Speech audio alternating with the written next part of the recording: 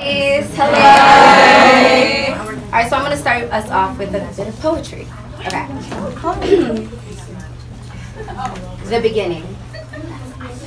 As I cried on the hardwood floor, I couldn't help but think, what's left of me?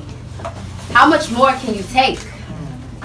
See, when I looked at my feet, they were battered and bruised from walking in circles on paths not meant for me. And when I gazed at my hands, they were bloody, broken, shred to pieces from working so hard on dreams that weren't mine. And when I touched my womb, the tears they consumed and illumined the pain of men that I allowed to enter in, who didn't love me, they just wanted to make amends, to escape their own hate in the body of a God. And now as I touch my wounds, I could feel their scars. Oh my God. What, God? What? I tried to scream it out loud, but the words weren't so loud and the tone wasn't so proud. I could barely make a sound because I too had lost my voice. Shutting myself down to be non-confrontational left me unable to speak. Silenced by the fears of others' expectations and reactions to me. And my heart, she was weak, faint with a light beat, barely holding on from all the love I gave away and yet never gave to me. See, I was feeling incomplete, damn near at wit's end, ready to claim defeat, ready to throw the towel in and ask, what's left of me? The vultures have taken everything, my self-esteem, my right to be, my dreams and desires, the will to reach higher. They had taken everything that made me, me. So I asked God again, what's left of me? I've already lost the best of me. And I guess losing was my own destiny until I heard God cry, hush, child, and be free. You are still complete. I took it away because I needed you to see how you took what I gave you to everyone but me. Wow. So, claim victory. The fact that you're on this floor and still have ears to listen to me, the fact that you are crying to be, dying to be, that's all that I needed to see. See, while I prepared your soil, I was turning you into a seed, getting you ready to receive all your love and nourishment from me. So, though it feels like defeat and you have been left incomplete, I want you to know that this is only your beginning. Okay.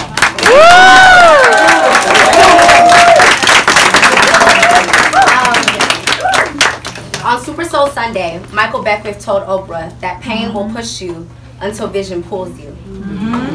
So when I got pushed down for the 1,000th time, I finally decided that my square zero was now going to be my square one. And I'm going to choose a life that was meant for and designed by me. It is a wonderful blessing to have absolutely nothing. Through the despair and the defeat, we are given the opportunity to decide again. So I ask you, queens, where are the holes in your life and on your body? Where have you given away the best of you to someone who needed it less than you? Where can you decide again and anew? The moment you choose to claim something new and act upon it, it is yours. Yes. Thank you. Hi, ladies. My name is Spirit. I run an organization called Spirited Culture, which is basically me.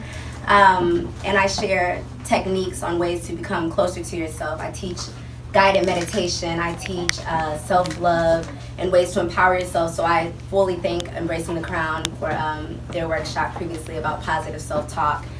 And today I wanted to share that poem with you because it's indicative of 3 years ago when I first moved to Brooklyn. I had just gotten into a physical altercation with an ex-boyfriend. I had just walked away from school and just never withdrew and decided I'm not going back. It's not right for me. And the job that I was working, I just stopped showing up there as well. And so I was really crying on the hardwood floor, like, God, I don't know what I'm going to do with my life. And for 2 weeks, I spent all by myself and wondering, what can I do for me? And my soul was hurt and desperate. And I did 3 things, and that's what I wanted to talk to you guys about today. The first thing I did was break my life down in every single category that mattered to me, whether it be family, friendship, love, career, passions, myself. And I wrote down my ideal vision for all of these things. And then I drew a diagram and put myself in the middle, and I drew little bubbles, activities that we did as 3rd graders and 4th graders. And I drew bubbles out and said, well, what should be coming out of me? What do I feel can I produce in this world and give back to the world? And the last thing that I did was write a letter to myself from 5 years from now in the future. And I basically worked it back down and said how we got here. And in that moment, you guys, I didn't know that I was creating a vision for myself. I didn't know that in 3 years' time I would be up here speaking to you. I didn't know what was going to happen. I just know that I needed some hope, and I wasn't going to turn back into things that were familiar, things that I knew I didn't love.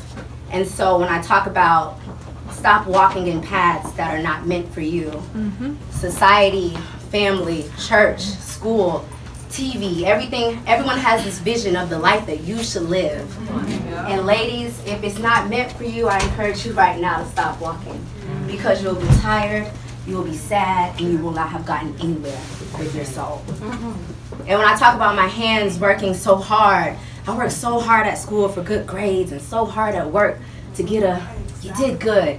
And when it came time to do things for myself, I was exhausted. And I had to take my own power back again and realize, you know, I'm going to give these hands and this creativity and this talent to me first, because I'm over here manifesting someone else's dreams. And when I talk about my womb, ladies, sometimes we got to take the pee back, take the kitty back from people who do not love you. I'm serious. I had let so many emotionally drained or broken or unavailable men who I thought loved me come into my body.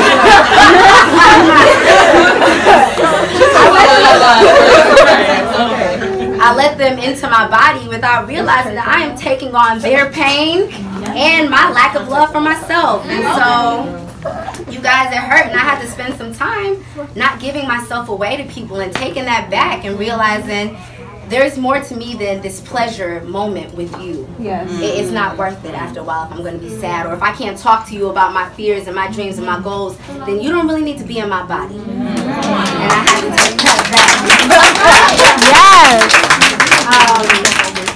And then I speak about my voice, ladies, and so many times, like the young women back there said, we try to be non-confrontational and try not to stir the pot. And it's like, well, guess what, y'all? Like she said, we got to stir it sometimes. Our voice is our expression of what's going on within us and how we present it to the world. And we can't be afraid to speak just because someone else might not like what we have to say. And I had to learn that. I was someone who bottled a lot of her emotions and a lot of her thoughts and feelings. And it was only driving me crazy, because when I'm by myself, I'm having conversations that I was too afraid to have in person. And I speak about my heart, and this was the most important thing, was to stop pouring myself out onto other people who didn't reciprocate it, and when I wasn't giving it to myself. And there's an African proverb that says, be careful when a naked person offers you a shirt. And I heard that years ago, and I never knew what that meant, literally until yesterday when I was reflecting on this, and I realized, I said, oh, that's like me giving love to all these people, and I had not given anything to myself. I really didn't have love to give. And so I took my love back, and I was speaking to some women earlier about how when you start loving on yourself, when you treat yourself how you would treat the apple of your eye, you take the burden of loving you away from the rest of the world. So I don't walk around like I'm not loved.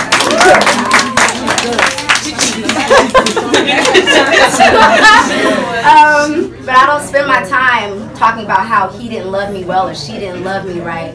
I make sure to give myself that love, and if anyone else gives me love, then I'm thankful for it, but the burden is not on anybody outside of me.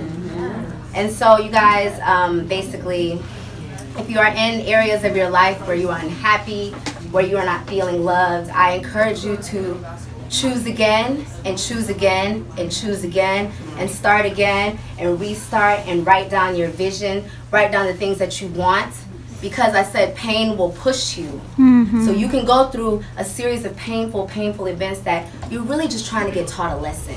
And so you can choose to let that pain push you all the way down, or you can decide to go ahead and take the time to create the vision for yourself, to spend some time with yourself thinking about, well, what is my best life? And what would make me happy? And who are the people in my life who are serving that happiness and who is not? And when you take the power back, you eliminate the painful situations, because now you're going to take your lessons and you're going to go towards your vision. And so I wrote down my ideal self and all the qualities that I wanted people to think about when they encountered me and embraced me. And I started working with her. And when I encountered life situations, I would think, well, how would that woman be? And the difference between who you want to be and who you are is literally the way that you act. And so when you have that vision actually written down, you can manifest it. And you can be honest with your heart and say, okay, I want to be generous, but right now I notice I'm a little stingy sometimes. That's going to change your mentality to start being exactly what you say you are. So that's it, ladies. Thank you.